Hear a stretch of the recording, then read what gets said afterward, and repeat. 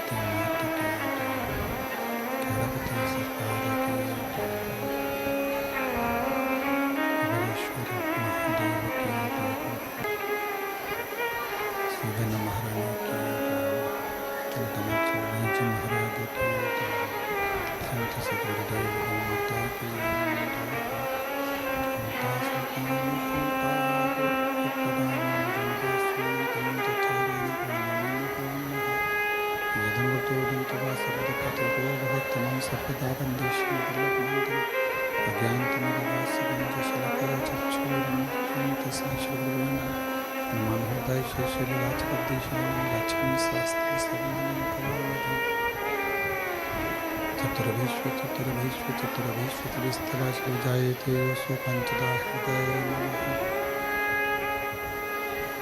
बल विश्वनाथ भगवान की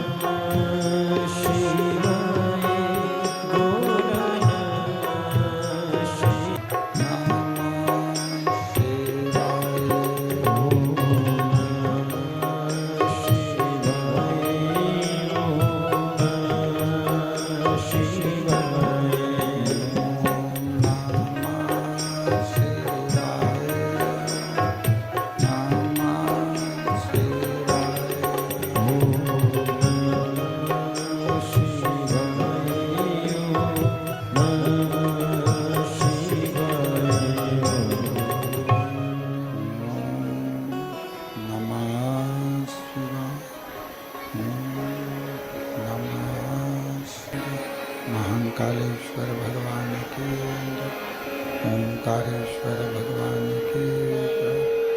कुबेरेश्वर महादेव की।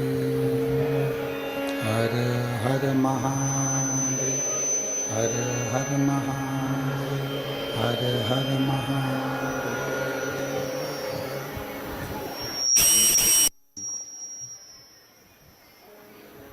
विश्वनाथ, ओगड़दानी, त्रिकालदर्शी, कैलाशी, अविनाशी भगवान शिव, जिनकी पुनीत पावन पवित्र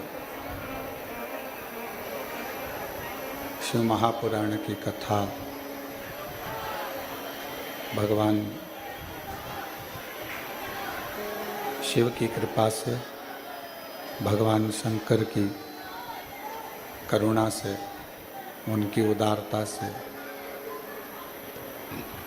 श्रावण के इस पवित्र अवसर पर, श्रावण मास में भगवान शिव के 12 ज्योतिर्लिंग के मध्य में विराजमान कंकर शंकर की यह पवित्र धरा, कुबेरेश्वर महादेव की यह भूमि, जहाँ आप और हम भगवान शिव की पवित्र पावन 5 दिवसीय शिव महापुराण की कथा ऑनलाइन श्रवण कर रहे हैं। कथा के मुख्य यजमान श्री दिनेश गणपति जी काबरा, काबरा परिवार, एरंडोल, महाराष्ट्र, श्रीमती कला जी गुप्ता, भोपाल से। एक बार दोनों यजमान के लिए जोरदार ताली बजाकर स्वागत अभिनंदन, जिन्होंने इस पवित्र पावन शिव महापुराण की कथा को दिव्यता और भव्यता के साथ में आयोजित किया एवं संपूर्ण विश्व में इस पवित्र कथा का लाभ लेने का सौभाग्य सभी को प्राप्त हुआ।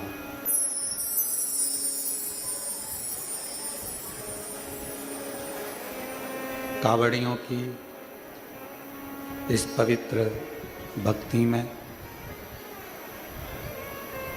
बाबा के भरोसे अपना विश्वास रखकर पूरे भारत देश में कावड़ यात्री अपनी अपनी आस्था और विश्वास के साथ में, आस्था और विश्वास के साथ में ये पवित्र पावन गंगा का जल लेकर माँ क्षिप्रा, माँ नर्मदा, माँ सीवन का जल लेकर, माँ पार्वती का जल लेकर, माँ यमुना जी का जल लेकर, माँ सरयू, माँ कावेरी, माँ गोदावरी, माँ गंगोत्री का जल लेकर संपूर्ण विश्व के श्रेष्ठ श्रेष्ठ शिवालयों में ये पवित्र जल पहुंचकर बाबा को समर्पित होता है। शिव, चोंगे जैसी आवाज़ आ रही है पूरे साउंड में। शिव ओगड़दानी है, त्रिकालदर्शी है, कैलाशी है, अविनाशी है, और उसकी जो भक्ति है वो जीवन का ऐसा कोई मानव जीवन का दुख जिसको वो काटता नहीं, जिसको समाप्त नहीं करता हो, काटता नहीं हो, समाप्त नहीं करता हो, काटता नहीं हो। एक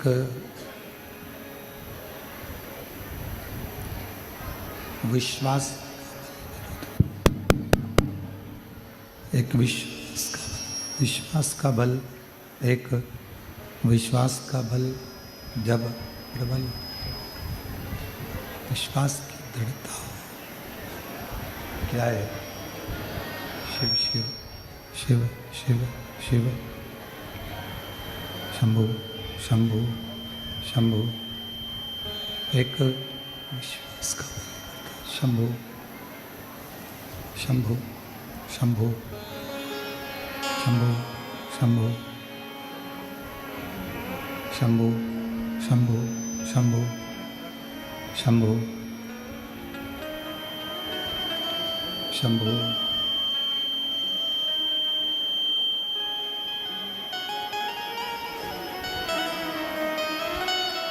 एक विश्वास का शंभु शंभु शंभु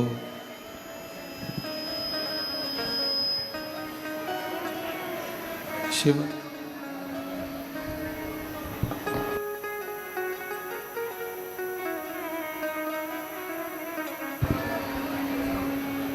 शंभु शंभु शंभु शंभु शंभु शंभु।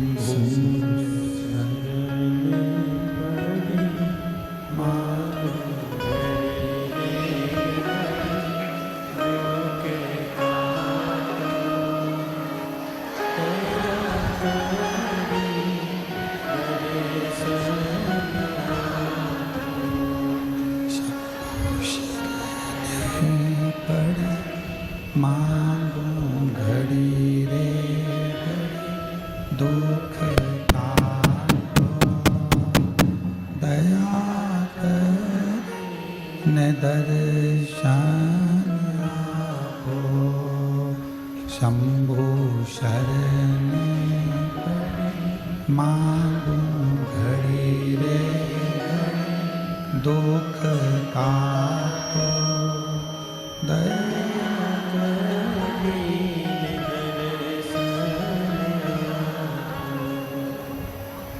विश्वास का बल जब बढ़ता है और विश्वास जब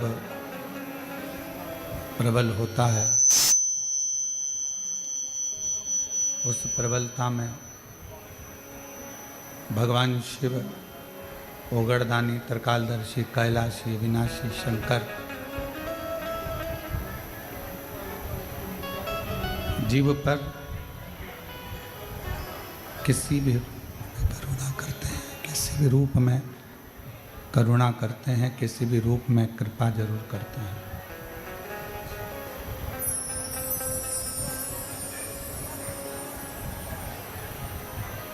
लिंग पुराण में एक बात मिलती है और बड़ा सुंदर एक भाव लिंग पुराण के अंतर्गत आता है कि जब एक कावड़िया भगवान का पवित्र जल लेकर उस जल को भरकर साथ में लेकर जब चलता है और धीरे धीरे जब वो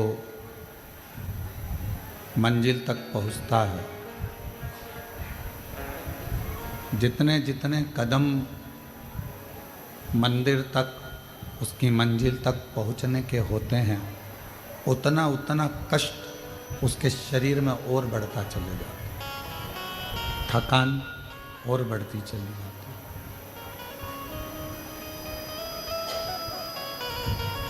कष्ट और बढ़ते चले जाता है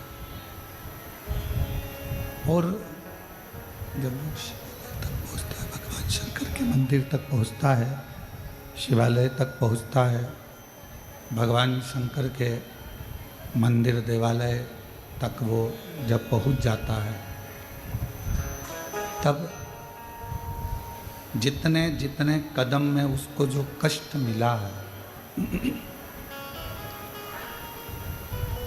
जितने जितने कदम में मंदिर में, शिवालय में, देवालय में, तीर्थ में पहुंचकर शिव उसके सारे कष्टों को उसी क्षण हर लेते हैं और उसको दुख से मुक्त करते हैं।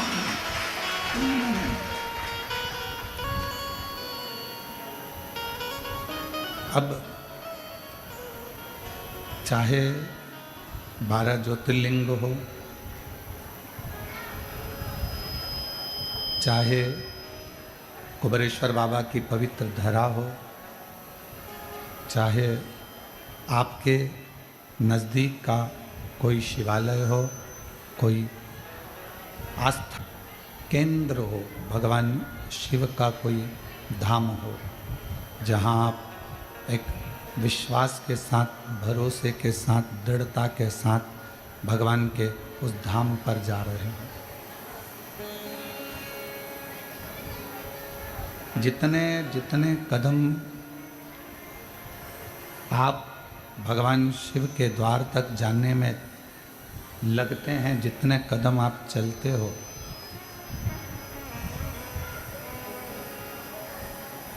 जितना जितना आप कदम बढ़ाते चलते हो, उतना उतना शिव आपके करीब में आता चले जाते हैं। भगवान शंकर आपके नज़दीक में आते चले जाते हैं।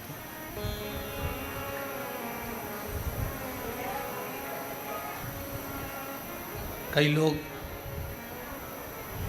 अपने भाग्य को कोसते रहते हैं, अपने भाग्य को कोसते रहते हैं। कई लोग अपने भाग्य को कोसते रहते हैं।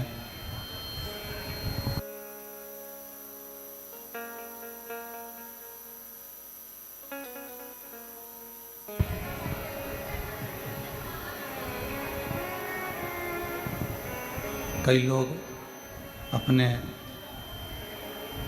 भाग्य को कोसते रहते हैं और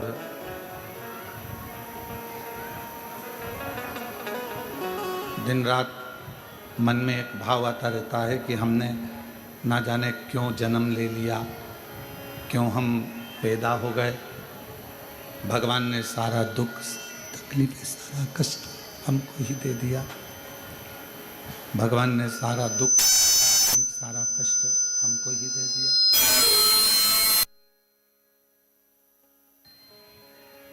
भीतर से शंभु शरण पड़ी, मांगू घड़ी रे घड़ी, दुख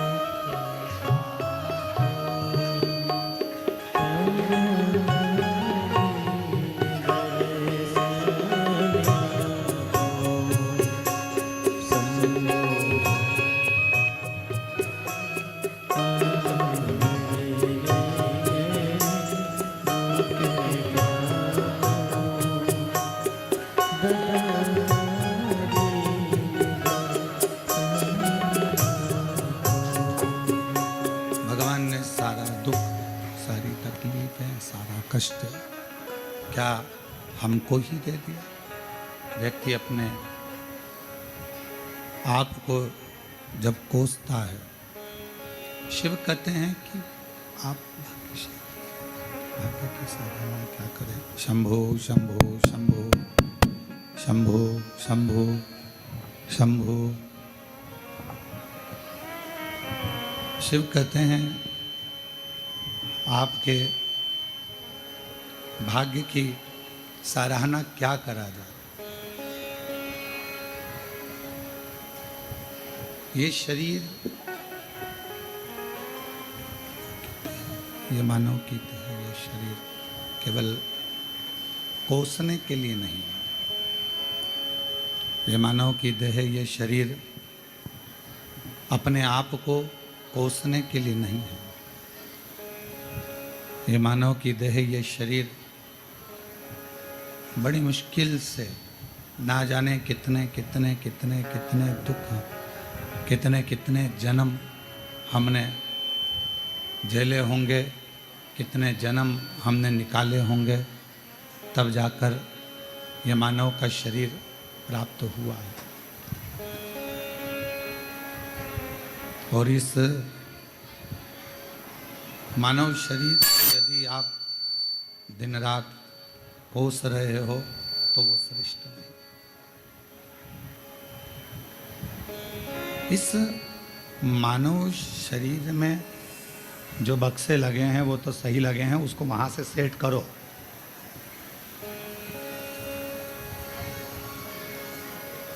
इस मानव शरीर में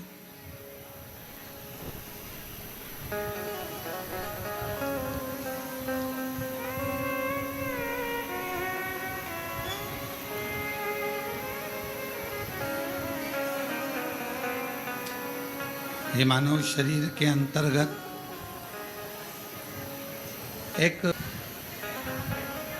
परमात्मा की ज्योति इस शरीर के अंदर रहती है और वो परमात्मा की वसरेंद्र परमात्मा की ज्योति ही आवाज आ रही है पीछे नहीं आ रही। एक परमात्मा की ज्योति ही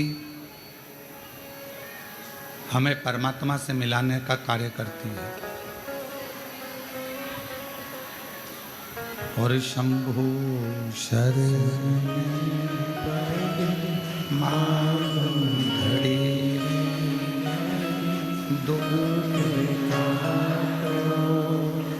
दया दर्शन आपो शंभु शरण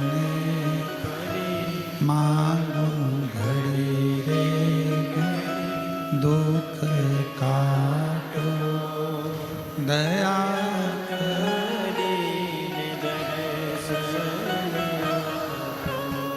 एक मानव की शरीर में जो परमात्मा ने ज्योति दी है, जो प्रकाश दिया है, वो प्रकाश कोई साधारण नहीं है महाराज। वो प्रकाश, वो ज्योति मानव के देह में, मनुष्य के शरीर में परमात्मा तक पहुंचाने का एक माध्यम है।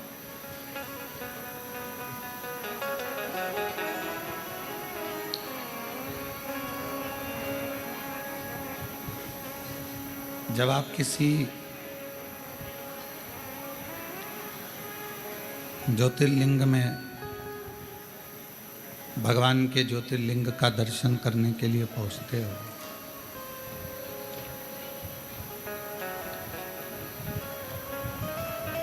वो ज्योतिर्लिंग में जो ज्योति होती है, भगवान शिव का जो तेजपुंज प्रकाश होता है, वो हमारे हृदय में जो ज्योति विराजमान होती है, जो ज्योति हमारे हृदय में रहती है, वो ज्योति शंकर के शिवलिंग की ज्योति, सामने भगवान शंकर के शिवलिंग की ज्योति और एक हमारे मन की, आत्मा के हृदय की ज्योति, उन दोनों ज्योतियों का संगम भगवान शिव के दर्शन के समय पर होता है।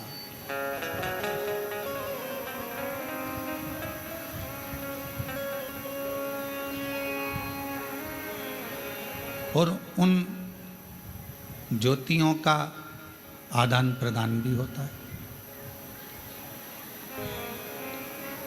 आत्मलिंग ज्योति अर्थात ये मानव का जो शरीर है, उस शरीर के आत्मा में एक आत्मलिंग ज्योति होती है।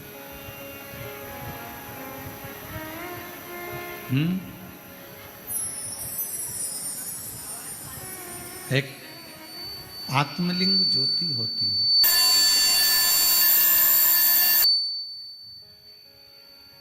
और वो आत्मलिंग ज्योति शिवलिंग की ज्योति की ओर जाती है और भगवान शंकर के शिवलिंग में जो ज्योति होती है, वो आत्मलिंग ज्योति की ओर जाती है।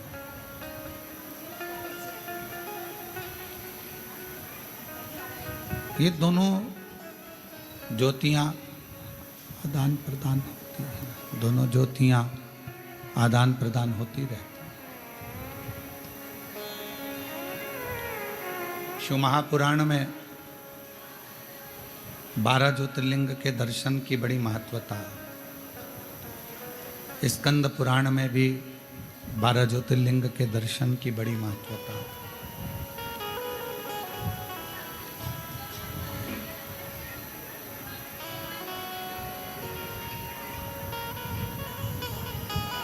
लिंग पुराण में भी 12 ज्योतिर्लिंग के दर्शन की महत्वता है। उन ज्योतिर्लिंग में पहुंचना और भगवान शंकर के उन ज्योतिर्लिंगों का दर्शन कर कर आत्म ज्योतिर्लिंग,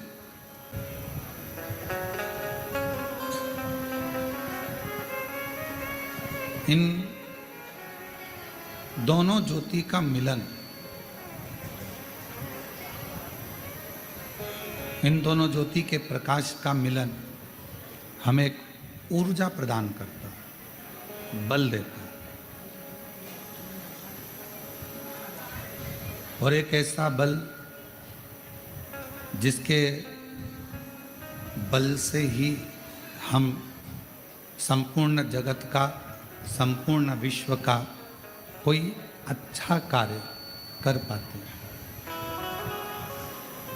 कावड़ लेकर आए हो आप लोग? कौन कौन लेकर आया था? सभी लोग लाए हो? रखवा। तो जब कावड़ लेकर आप लोग चलते हैं, कावड़ लेकर जब आप लोग आते हैं, आप अपने घर में तो इतना चलते नहीं हो। चल पाते हो क्या? नहीं। इतना भूखे भी नहीं रह पाते हो।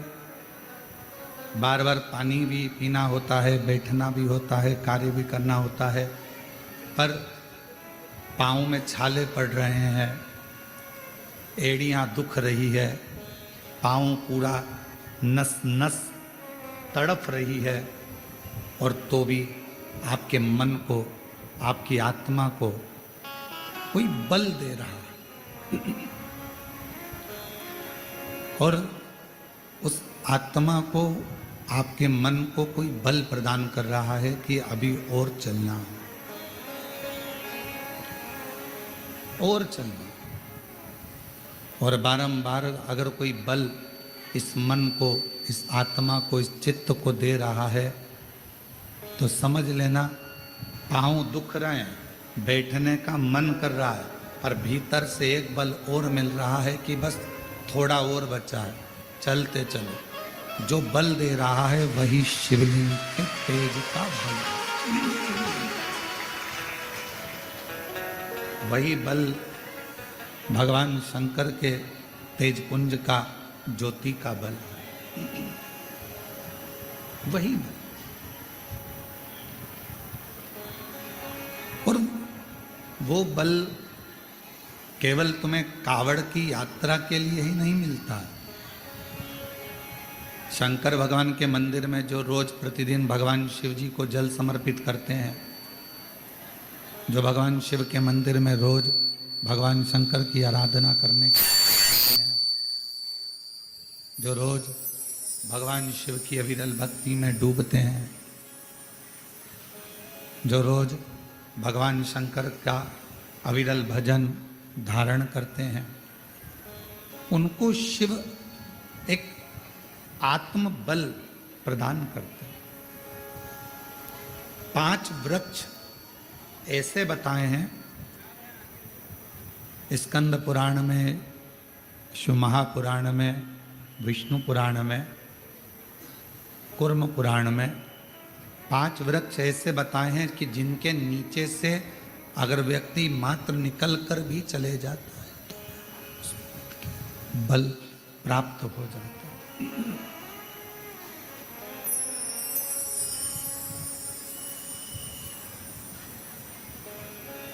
कभी मौका लगे तो आप, कभी आपको मौका लगे तो आप कूर्म पुराण को एक बार जरूर पढ़ना। स्कंद पुराण को, शंभु शंभु शंभु शंभु, कभी मौका लगे तो शिव महापुराण को, लिंग पुराण को, कूर्म पुराण को अवश्य पढ़ें। और जब आप पढ़ेंगे, उसको अध्ययन करेंगे, थोड़ा सा ध्यान देंगे, तो आपको मालूम पड़ेगा 5 वृक्ष ऐसे हैं जिनके मात्र नीचे से निकल जाने पर भी व्यक्ति को बल प्राप्त हो जाता है। पहले नंबर पर है बेलपत्र का वृक्ष। दूसरे नंबर पर है शमी का वृक्ष, तीसरे नंबर पर है आंवले का वृक्ष, चौथे नंबर पर है पीपल का वृक्ष और पांचवें नंबर पर है वट वृक्ष।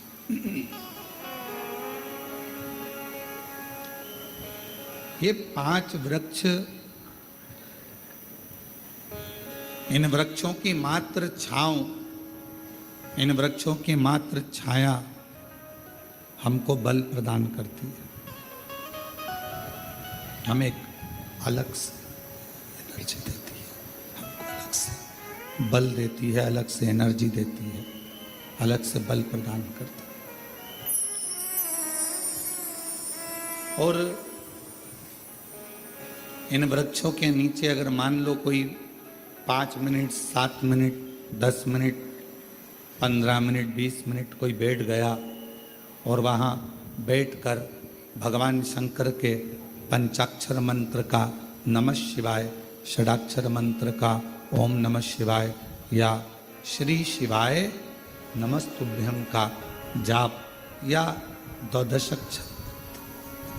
द्वादशाक्षर मंत्र ओम नमो भगवते वासुदेवाय का जप, राम नाम, कृष्ण नाम, शिव नाम का जप यदि कोई मन से इन वृक्षों की वृक्षों की छांव में बैठकर यदि करता है तो उसको उसका फल अवश्य प्राप्त होता है, उसका फल उसे अवश्य मिलता है।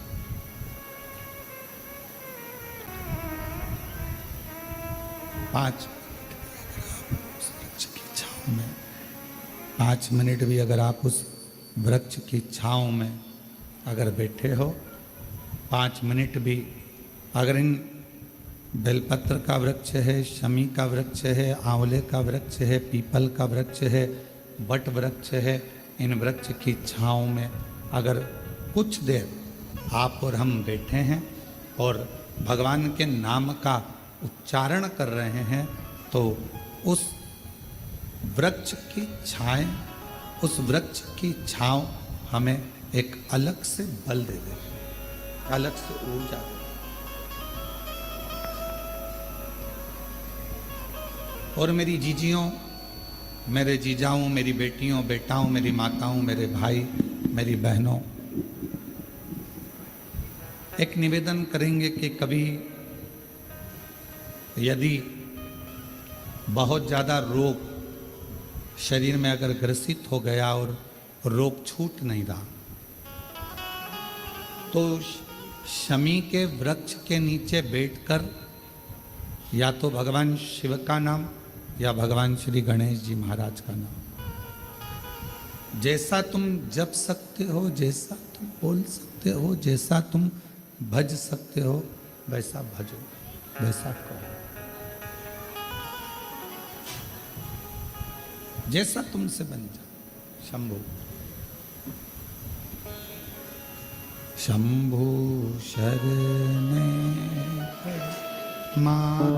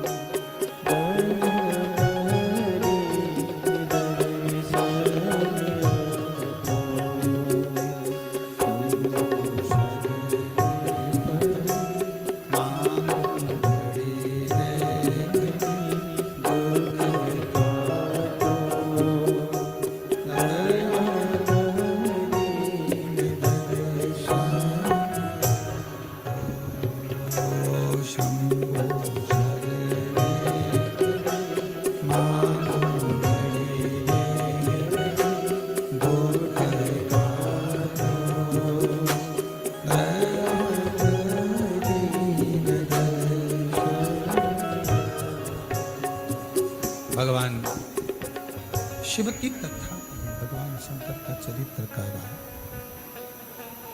शिव महापुराण कह रहे हैं। शमी का वृक्ष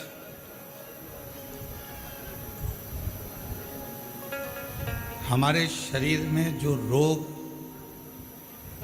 होता है, उस रोग के जितने भी तत्व होते हैं उनको शमी का वृक्ष खींचता।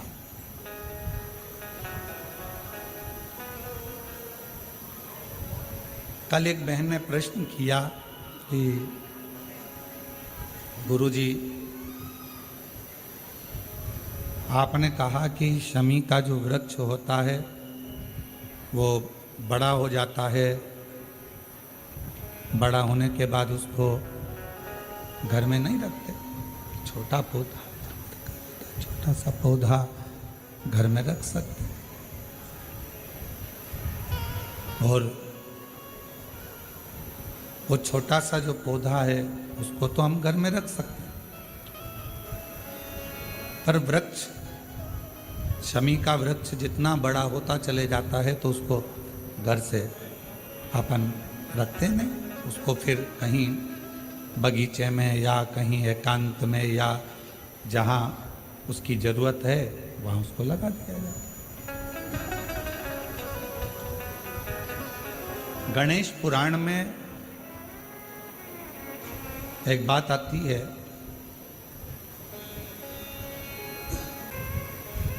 कि शमी का जो वृक्ष होता है वो रोग को खींच लेता,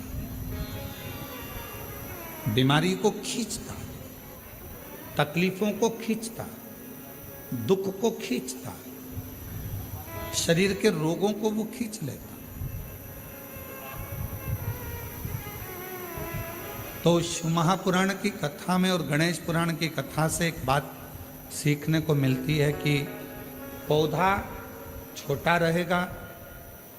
रहेगा तो आप उसका पूजन भी कर सकोगे, पत्ते भी ले सकोगे, शिव जी पे भी समर्पित कर सकोगे, और घर के अंदर यदि कोई तकलीफ में है, कष्ट में है, तो उसके दुख को भी वो खींच ले, उसके कष्ट को भी वो खींच ले, उसके कष्ट को, उसके दुख को खींच लेता है, उसके कष्ट को, उसके दुख को वो खींच लेता है। पर जैसे ही शमी का पौधा बड़ा हुआ, शमी का वृक्ष बड़ा हुआ, और उस वृक्ष के इर्द गिर्द से अगर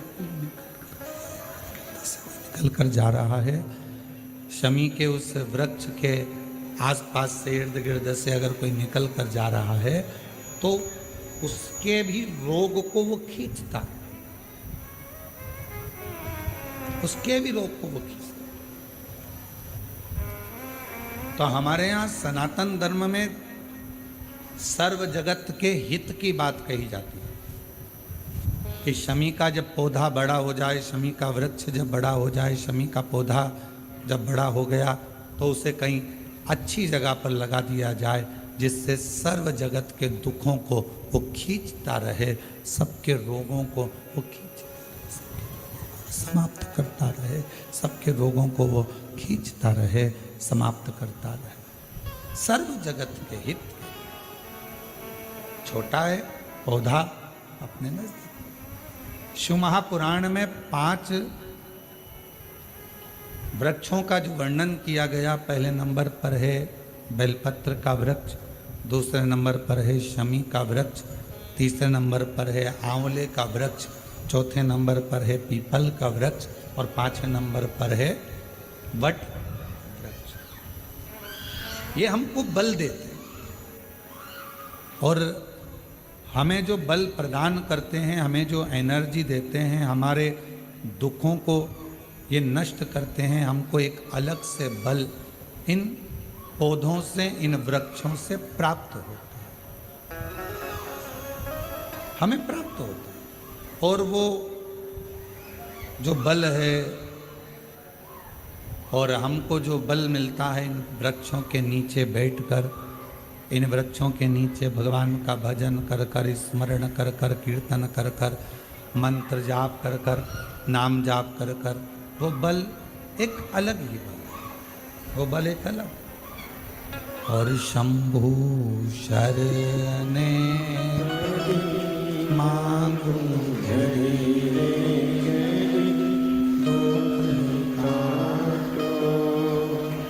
दया करीने दर्शन हो। शंभु शरणे मांगू दुख काटो, दया करीने दर्शन हो। शंभु शरणे मांगो दुख काटो, दया करीने दर्शन आपो। शंभु शरणे मांगो दुख काटो, दया करीने दर्शन हो। शंभु शरणे मांगो दुख काटो, दया करीने दर्शन हो। शंभु शरणे मांगो दुख काटो, दया करीने दर्शन। तो शमी का जो पौधा है वो हमको एक एनर्जी, एक बल देता है। और उस पौधे के नीचे थोड़ा प्रेशर बढ़ा दो, उस पौधे के नीचे जब हम बैठते हैं, भगवत भजन करते हैं, नाम जाप करते हैं, स्मरण करते हैं, तो उसका फल हमको अधिकता में प्राप्त होता है। अधिकता में।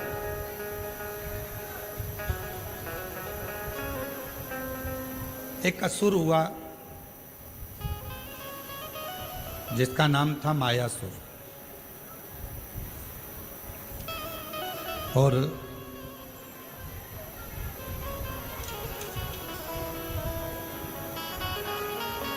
वो बड़ा प्रबल था।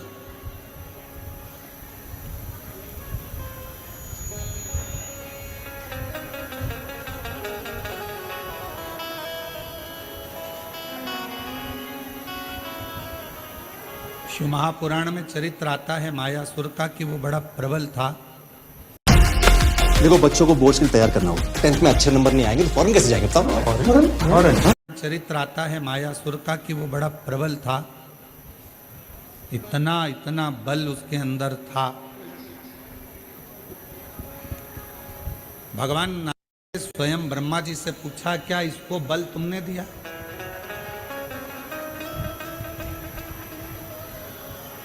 ब्रह्मा जी बोले नहीं नहीं नहीं, मैंने कोई इसको बल नहीं दिया। फिर को इसको बल भगवान विष्णु जी ने भगवान ब्रह्मा जी ने भगवान विष्णु जी से पूछा, क्या आपने बल दिया इसको? नहीं नहीं, मैंने बल नहीं दिया। बात पहुंच गई भगवान शंकर जी के पास में, और शिव जी से जाकर पूछा, क्या आपने इसको बल दिया? शिव जी बोले नहीं दिया। इंद्रदेव के पास बात पहुंची, 33 कोटि देवताओं के पास बात पहुंची, क्या इसको बल आपने दिया? नहीं। फिर मायासुर के पास में इतना बल कैसे आ गया?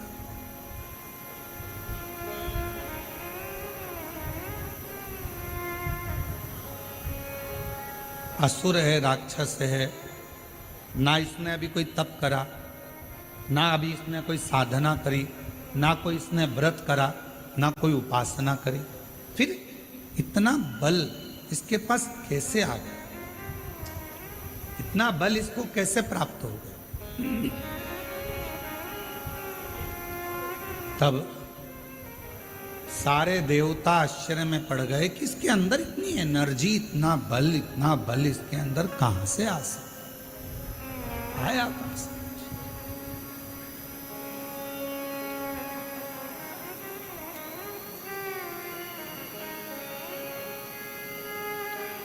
सब देवता तैयारी में लग गए कि मालूम करो कि आखिर इसके पास में बल आ कहां से।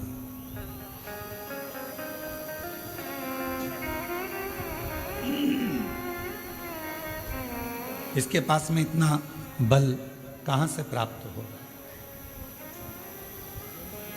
सारे देवता सब तैयारी में लग गए, मालूम करो कि इस मायासुर के पास बल कहां से प्राप्त होगा। और सारे देवता मालूम करने में लगे, फिर भी कोई ठिकाना नहीं मालूम पड़ा कि आखिर बल कहां से आ, कैसे प्राप्त हो। महीनों निकल गए, पर जितना बल मायासुर के पास था, वो बल और बढ़ता चले गया, और बढ़ता।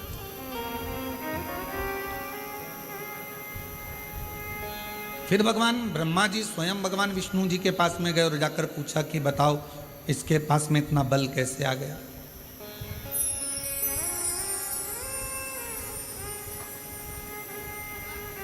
इतना बल इसके पास प्राप्त कैसे हो रहा है? 2 महीना फिर निकले तो फिर बल बहुत बढ़ गया। अब वो मायासुर क्या करता था ये कोई नहीं जान पाया।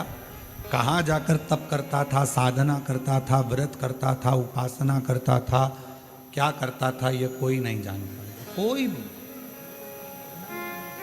भी नहीं जान। अब आखिरी में देवऋषि नारद के पास में खबर गई। देवऋषि नारद से पूछा कि आप बताओ कि मायासुर कहाँ जाता। मायासुर को जानने के लिए नारद जी ने अपने गुप्तचर लगाए, स्वयं नारद जी जाते रहे पता करने के लिए कि मायासुर ना तो ब्रह्मा जी का भजन कर रहा है, ना भगवान शिव का भजन कर रहा है, ना भगवान विष्णु का भजन कर रहा है, ना इंद्र का भजन कर रहा है, ना किसी देवता का भजन कर रहा है। फिर इसके पास में इतना बल बढ़ कैसे? एक दिन नारद जी अपने भांजे के पास पहुंचे, पर्वत मुनि के पास, और नारद जी अपने भांजे के पास बैठकर बात कर रहे थे कि मायासुर के पास ना जाने कहां से बल आ रहा है, और वो बल के ऊपर इतना उसको कि जो चाहे वो काम कर लेता। कोई देवता से बल नहीं मांगा उसने, किसी देवता से वर नहीं मांगा, ना बल मांगा, ना देवता से वो वर मांग रहा है, ना बल मांग रहा है, पर उसके पास इतना बल कहां से आ रहा है ये समझ में नहीं। किसी ना किसी का तो सपोर्ट है। आप में से कोई व्यक्ति बहुत अकड़ कर बोले, बहुत चिल्ला कर बोले, बहुत अकड़ कर बोले, तो किसी ना किसी का तो सपोर्ट है। तो वो बल कहां से आ रहा? पर्वत मुनि ने कहा कि मैं पता करता हूं। और पर्वत मुनि उस बल का मालूम करने के लिए, मायासुर के पास बल कहां से आ रहा है उसको ढूंढने के लिए पर्वत मुनि भी निकला। देवता नहीं जान पाए, देवऋषि नारद नहीं जान पाए, पर्वत मुनि नहीं जान पाए। आखिरी में नारद जी गए तुमरुका जी के पास में, और जब कोई निर्णय ना निकले, व्यक्ति हर तरह से हताश हो जाए, तब वो शिव महापुराण की कथा में जाकर बैठ जाए तो मालूम पड़ता है कि बल कहां से। शिव महापुराण की कथा आपको मार्ग भी बता देती है, शिव महापुराण की कथा ये भी बता देती है कि बल कहाँ से आ रहा है, और शिव महापुराण की कथा ये भी बता देती है कि बल कहाँ से प्राप्त कर। आज शिवरात्रि है, पूरा विश्व तैयारी में लगा है। शाम को 7 बजे से 8 बजे तक ऑनलाइन भगवान शंकर के अभिषेक की।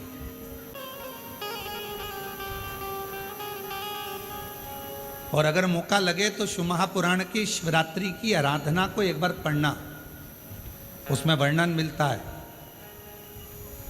कि शिवरात्रि के दिन भगवान शंकर पर धान्य चढ़ाने का क्या फल है, काली मिर्च चढ़ाने का क्या फल है, काली तिल चढ़ाने का क्या फल है, फूल चढ़ाने का क्या फल है, धतूरा चढ़ाने का क्या फल है, बेलपत्र चढ़ाने का क्या फल है। और जब वो 12 महीने की शिवरात्रि नहीं कर पाता और 12 महीने शंकर जी का पार्थिव लिंग का पूजन नहीं कर पाता, मात्र एक शिवरात्रि के दिन भी अगर वो पार्थिव लिंग का पूजन कर लेता है तो पूरे वर्ष की शिवरात्रि का फल उसको एक बार में ही प्राप्त। और ये हमारी बात पर भरोसा मत करो, आप तो शिव पुराण की कथा पढ़ो, उसका अध्ययन करो, गीता प्रेस गोरखपुर के शिव पुराण लेकर आओ, उसको पढ़ो, उसमें आपको मिलेगा, अध्ययन करो।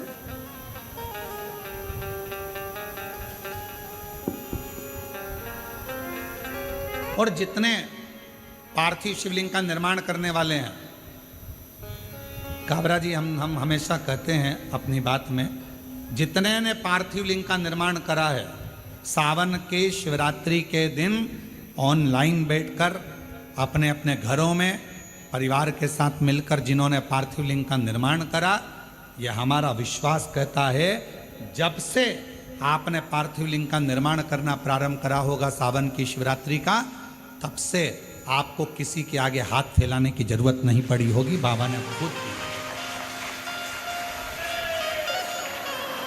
आप जितने साल से कर रहे हो, आप अगर 2 साल से कर रहे हो तो 2 साल से अंदाजा लगा कर देखो, आपको किसी के आगे हाथ नहीं फैलाना पड़ा होगा। पहले का समय निकाल कर देखना, थोड़ा सा तकलीफ आई, पैसा नहीं है, धन नहीं है। आज का समय कहीं से भी भगवान तुम्हारी व्यवस्था करेगा और तुम्हारे घर में धन की कमी कहीं से नहीं आने देगा, अगर आपने सावन की शिवरात्रि का पार्थिव लिंग पूजन करा है तो। पार्थिव लिंग पूजन अगर सावन की शिवरात्रि का कर लिया तो तुम्हारा घर तुम्हारा नहीं रहता, शंकर भगवान का निजी घर बन जाता है और शिव जी उस घर को संभाले। अपने अपने घर में शाम को 7 बजे से 8 बजे तक आज आप और हम इसी कुबरेश्वर बाबा की भूमि से ऑनलाइन पूरा विश्व पूजन करेगा, पूरा विश्व। और अपने अपने घर के लोगों को कहो, पतियों से, परिवार से, एक दिन दुकान भी थोड़ा जल्दी से मंगल कर दो, थोड़ा दुकान 6:30 पे बंद कर मंगल कर आओ। आज दोनों बैठकर तुम साल भर भले दुकान 10 बजे रात्रि तक खोलो, पर एक दिन सावन की शिवरात्रि के दिन दोनों जोड़े से बैठेंगे, परिवार के साथ बैठेंगे, शिव जी को निमंत्रण देंगे अपने घर में। बाबा 365 दिन में से केवल एक दिन आप सावन की शिवरात्रि का मेरे साथ बैठकर शंकर जी का पूजन करो।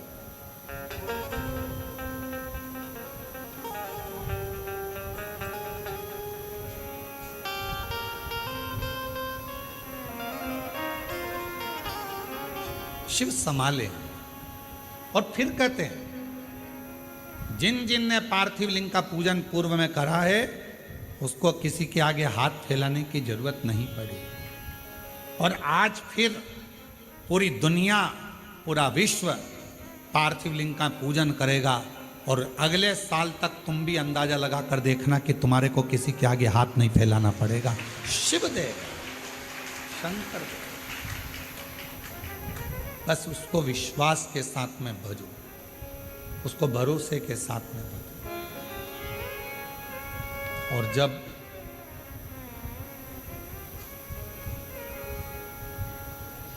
हम भरोसे के साथ शिव जी को भजते हैं तो हमारा बाबा भोलेनाथ हमारी झोली खुशियों से जरूर भरता। और तुम आना भोले बाबा मेरे मकान में, तेरा डमरू डम डम बाजे सारे जहान में। आज बाबा से कहना, तुम आज मेरे घर में रहना, मेरे घर में जितना दुख है, तकलीफ है, कष्ट है, बीमारी है, जो जो परेशानी है, आज मैं जब पार्थिव लिंग का पूजन करूं, पार्थिव लिंग का निर्माण करूं और ऑनलाइन साथ में बैठकर भगवान की भक्ति करूं।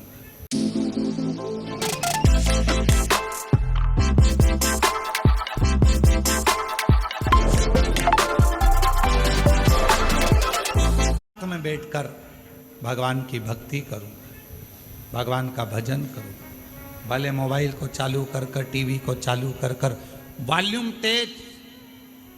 आज टीवी की आवाज इतनी तेज कर दो कि आसपास के मोहल्ले में भी तुम्हारे घर की आवाज जाए।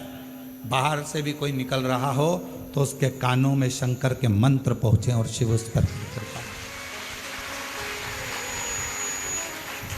बैठो, घर का माहौल ऐसा कर दो कि आज ऐसा लग रहा है कि हमारे घर में कोई आ रहा है।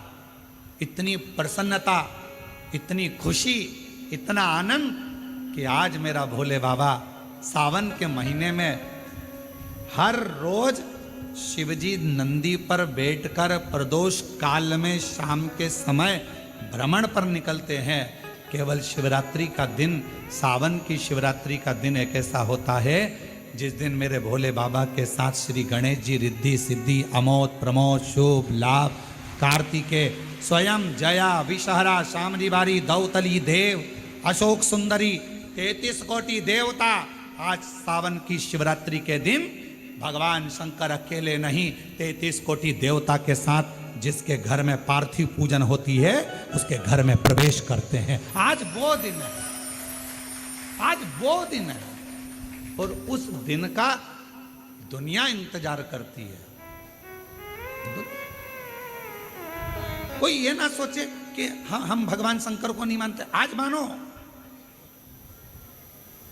कभी कभी ये रोग अगर बेकार हो जाता है तो अपना डॉक्टर छोड़कर दूसरे डॉक्टर के पास भी जाना पड़ जाता है। कोई जरूरी नहीं है कि फैमिली डॉक्टर से ही इलाज होगा, कभी कभी दूसरे डॉक्टर के पास भी जाना पड़ता है। कोई कहते हैं हाँ हम हमारे यहाँ करेंगे पूजन, लोग हंसेंगे, क्या कहेंगे, आग लगे बस्ती में ठंडो मस्ती। तू कोई कुछ भी बोले, घर अपना, परिवार अपना, पूजन अपन कर रहे हैं, कष्ट अपना है। अगर आपका दुख आपका है तो क्या पड़ोसी दुख हरने के लिए आ रहा है क्या? पड़ोसी तकलीफ हरने के लिए आ रहा है क्या? पड़ोसी 5-10 लाख रुपए देने के लिए आ रहा है क्या? नहीं। जब पड़ोसी दुख हरने नहीं आ रहा, पैसे देने नहीं आ रहा, तो पड़ोसी से क्या डरना? अपना दुख अपना बाबा काटेगा। आज शिव जी को मेरे घर आना ही पड़ेगा। शंकर, ये बल कहां से मिल रहा है? ये बहुत बड़ा प्रश्न पूरे देवताओं में छाया हुआ था कि मायासुर के पास इतना बल कहां से आ रहा।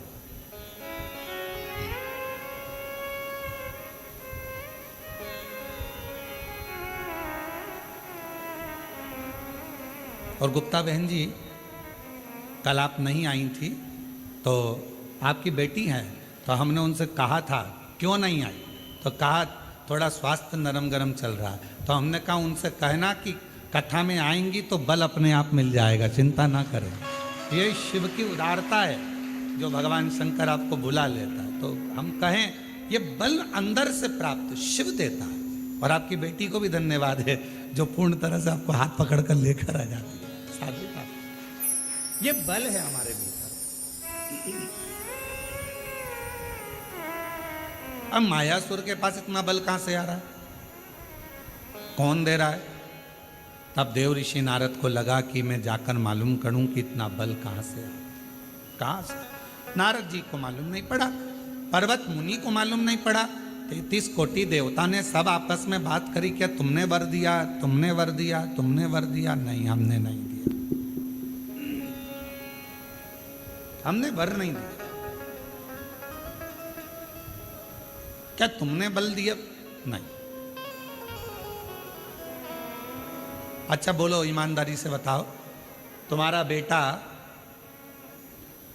बाजार में जाकर 10 रुपए की फुल्की खा रहा है और किसी ने आकर तुमको बता दिया कि इसने 10 रुपए की फुल्की, चाट, पानी पतासा, गोलगप्पा, चाउमीन, बर्गर 10 रुपए का खाया।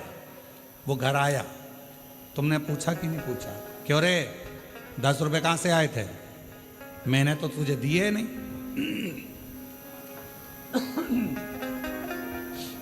मैंने तो तुझे पैसे दिए नहीं। पत्नी ने पति से पूछा, क्यों, क्या तुमने दिए? नहीं। क्यों बड़ी भाभी, आपने 10 रुपए दिए क्या? नहीं। जीजी आपने? नहीं। देवर जी आपने? नहीं। जेठ जी? नहीं। पर बिना 10 रुपए के तो ये गोलगप्पा नहीं खा सकता। अब 10 रुपए इसके पास आए कहां से? मतलब कहीं ना कहीं से 10 रुपया तो मिला है। मायासुर के पास में इतना बल कहीं ना कहीं से तो आ रहा है। ना इंद्र ने दिया, ना भगवान ब्रह्मा जी ने दिया, ना विष्णु जी ने दिया, ना शिव जी ने दिया, ना देवी ने दिया, ना देवता ने दिया, ना गणेश जी ने दिया, ना 33 कोटि देवता ने दिया। फिर ये बल आया कहां से? आया तो है कहीं ना कहीं से तो प्राप्त। कहां से आया? बेटे के पीछे मां लग गई। 10 रुपए आए कहां से? आए कहां से? 10 रुपए आए कहां से? 5 दिन, 10 दिन, 15 दिन, 20 दिन, 1 महीना, 2 महीना छुपती। अब 20 दिन के बाद, 25 दिन के बाद जो मां थी उसकी बहन आई और आकर बैठी और बैठते बैठते बात निकली कि कमलेश तो अपने दोस्तों के साथ मेरे यहाँ आया था और इतना प्यार करा ना, मैंने उसको मासी मासी कह रहा था और फिर जाने लगा तो मैंने उसको 10 रुपए दिए थे कि ये 10 रुपए तू रख ले। ये 10 रुपए माँ को मालूम पड़ गया। अब बुद्धि में आया 10 रुपए तूने दिए थे। हम पूरे घर से पूछ लिए कहां से आए, मायासुर के पास इतना बल कहां से आया, सबसे पूछ लिया। आखिरी में तुम रुका जी के पास जाकर पूछा कि ये मायासुर के पास इतना बल आ कहां से रहा।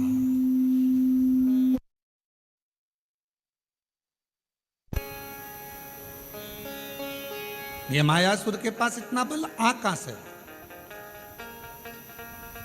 तब तुम रुका जी ने कहा, अगर कोई देवता बल नहीं दे रहा, कोई देवता कुछ प्रदान नहीं कर रहा, कोई देवता बल नहीं दे रहा, कोई देवता कुछ प्रदान नहीं कर रहा, कोई देवता यदि कुछ दे नहीं रहा, तो इतना बल कहां से आ रहा है?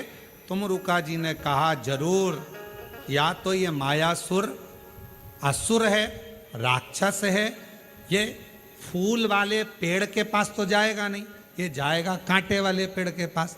तो या तो ये शमी के वृक्ष के नीचे बैठ गया या फिर ये बेलपत्र के वृक्ष के नीचे बैठ गया। पीपल के वृक्ष के नीचे बैठेगा नहीं क्योंकि इसको मालूम है कि देवताओं का वृक्ष है, बट वृक्ष देवताओं का है। ये तो कांटों के पास रहता, असुर प्रवृत्ति का है ना, राक्षस प्रवृत्ति का है, तो ये कांटों के करीब में रहेगा। पता करो, जरूर या तो बेलपत्र के वृक्ष के नीचे बैठता होगा या शमी के वृक्ष के नीचे बैठता होगा। अब देव ऋषि नारद ने मालूम करना प्रारंभ करा और मालूम करते करते आखिरी में यह देखा गया कि शमी के वृक्ष का एक वन था, उस वन के नीचे मायासुर अपना एक सिंहासन लगाकर बैठता था और उस वृक्ष के नीचे बैठा अलमस्ती में, आनंद में अपने जीवन को जी रहा था। कुछ नहीं करता, ना तप, ना साधना, ना व्रत, ना उपास, तो भी उसके पास बल आ रहा था। तुमरुका जी ने कहा, बस यही शमी वृक्ष की छांव इसको इतना बल दे रही है कि ये देवताओं से भी भिड़ने को तैयार हो जाता है। ये शमी वृक्ष की छांव, शमी वृक्ष की छांव इसको बल दे रही है, जो ये देवताओं से भी भिड़ने को तैयार हो जाता।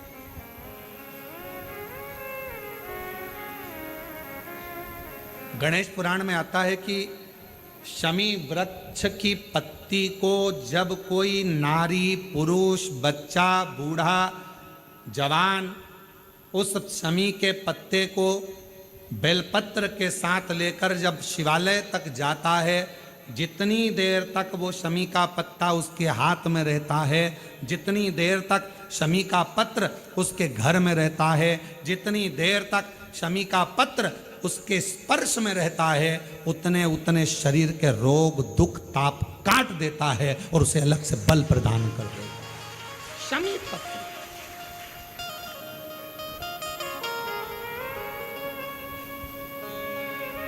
जब व्यक्ति का विल पावर डाउन होता है ना, उसको लगता है ये होगा कि नहीं होगा, होगा कि नहीं होगा, उसको 5 मिनट शमी वृक्ष के नीचे चले जाना चाहिए, 5 मिनट, इससे ज्यादा नहीं, या शमी की पत्ती को रख लेना चाहिए।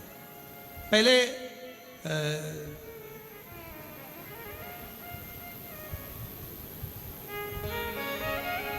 वो स्थान का ध्यान नहीं आ रहा है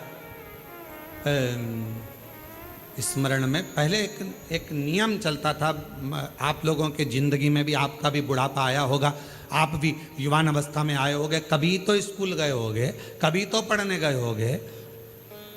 सबसे पहले अगर हमारे विद्याध्ययन को निकालेंगे तो हमारे यहाँ एक नियम चलता था कि शमी की पत्ती को किताब के अंदर उसको विद्या के रूप में रख लिया जाता था। बाद में ये नई नई डिजाइन की पत्ती आ गई तो विद्या का पेड़ पैदा कर दिया इनने। अब वो विद्या का पेड़ पैदा कर दिया तो विद्या को रखने लगे। विद्या की पत्ती को लोग शमी की पत्ती समझने लगे, क्योंकि उसमें भी ऐसी पत्तियां निकली रहती है और शमी की पत्ती भी ऐसी ऐसी निकली रहती है। तो पहले नियम था कि किताब के अंदर शमी की पत्ती को रख लेते थे और कहते थे इसमें विद्या है, इसमें विद्या है। विद्या का मतलब क्या, उसको बल मिलता था, एनर्जी मिलती थी। एग्जाम में बैठता, कंपटीशन एग्जाम में बैठता, जब वो कोई इंटरव्यू देने के लिए बैठता या टेस्ट देने के लिए बच्चा बैठता तो वह खुश होता था, मेरी किताब में शमी, मेरे किताब में विद्या रखी है। विद्या से मतलब आज के जमाने में लोग विद्या का पेड़ की पत्ती रख लेते, पर रखते क्या थे, जम के बोलो, शमी की पत्ती। रखी क्या जाती थी, शमी की पत्ती। और वो शमी की पत्ती क्या देती थी, उस बच्चे को बल देती थी, एनर्जी देती थी। डामाडोल नहीं होगा, टेंशन मत लेना, विल पावर कमजोर नहीं होगा। पत्ती रखी है शमी की, उसके नजदीक में है, शमी बल देती है।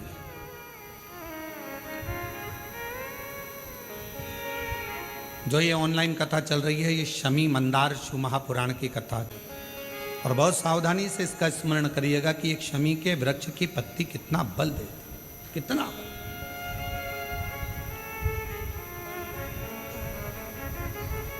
शायद आप लोगों में भी कोई ना कोई तो ऐसा होगा जिसने बचपन में विद्या की पत्ती रखी होगी। वो विद्या की पत्ती बाद में आई होगी, पहले थी वो शमी की पत्ती। कौन कौन ने रखी, जरा हमने तो रखी, हमने भी रखी।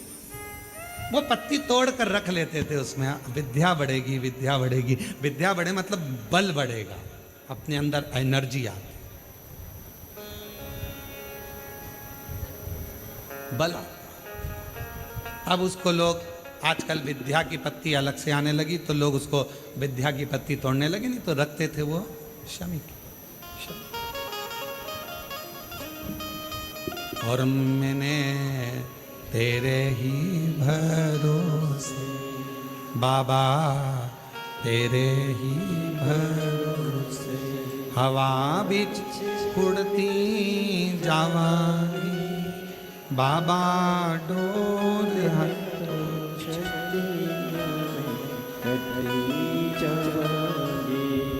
भोले मैं तेरी शंभू, मैं तेरी हवा बिच उड़ती जावांगी बाबा, डोर हतो चढ़ी नामे कटरी जावांगी। जैसे शिव का द्वार बेलपत्र, यहाँ शास्त्र कहता है आंवले का वृक्ष, शमी का वृक्ष, पीपल का वृक्ष, बट वृक्ष, ये हमको बल देते हैं, बल।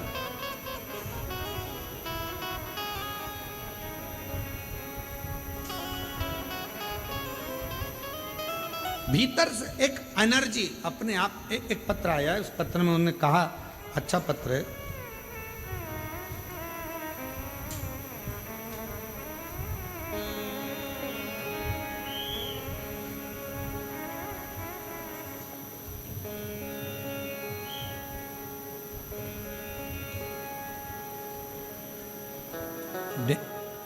गेंजी डूंगरपुर राजस्थान से हैं।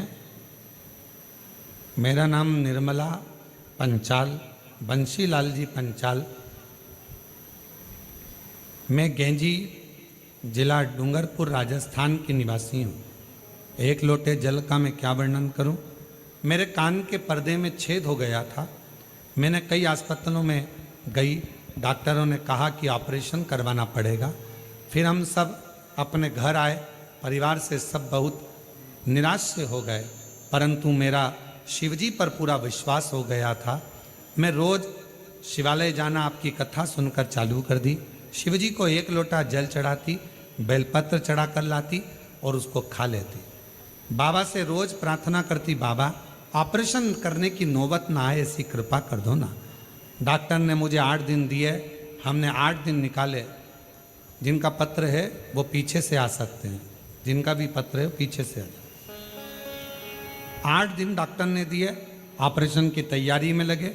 हमने पैसा एकत्रित करा, ऑपरेशन कराने के लिए हॉस्पिटल जाने की तैयारी। बाबा के भरोसे, आप कहते हो बेलपत्र शमी पत्र बल देता है, हमने भी वही करा। ऑपरेशन में जाने से पहले शमी की पत्ती और बेलपत्र शिवजी को समर्पित कर दिया। जल को पिया, कानों में थोड़ा थोड़ा लगाकर ऑपरेशन के लिए जाने लगे तो कान में इतना तेज दर्द हुआ कि चक्कर खाए नीचे पड़ गए। अब करूं तो करूं क्या। लोग उठाए, हॉस्पिटल लेकर गए, दिखाया। जब डॉक्टर ने ऑपरेशन के लिए जांच करना प्रारंभ करी तो बाबा की ऐसी कृपा हो गई कि मेरे कान का पर्दा पूरी तरह से पैक हो गया, उसमें छिद्र नहीं था। मैं बाबा को प्रणाम करने के लिए यहाँ पर आई, बाबा को नमन करने के लिए। एक पत्र और अच्छा है।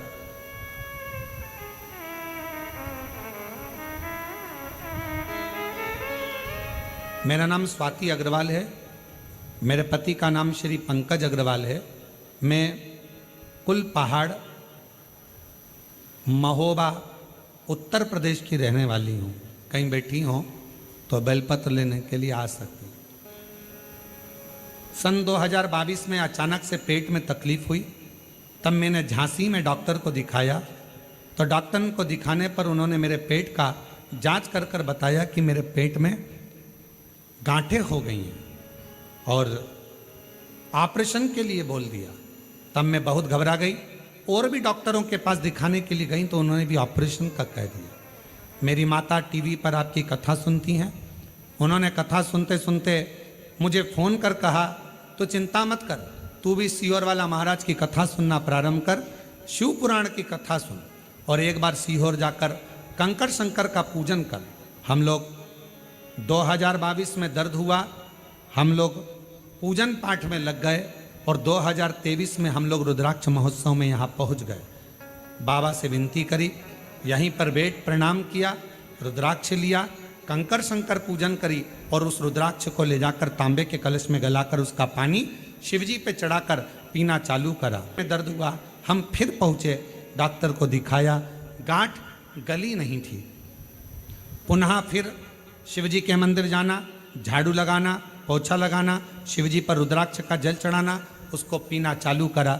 2 महीना निकला और हमने फिर डॉक्टर को जांच कराई और डॉक्टर ने सारी सोनोग्राफी कर कर बोल दिया गर्भाशय में कोई गठान नहीं है, सारी गांठें गल चुकी है। हम बाबा को प्रणाम करने के लिए आए हैं। शिव तत्व कहते किसको,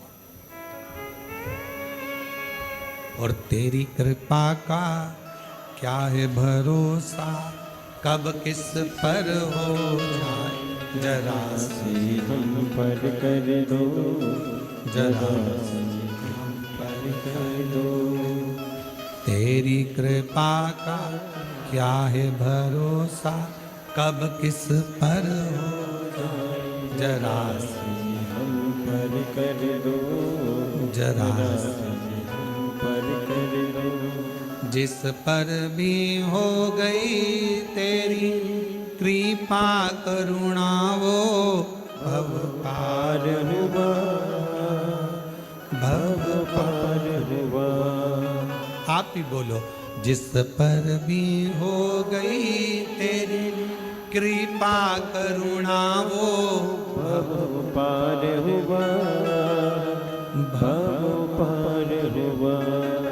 आप ही हो चाहे जितना उसका भी बाबा उद्धार उद्धार हुआ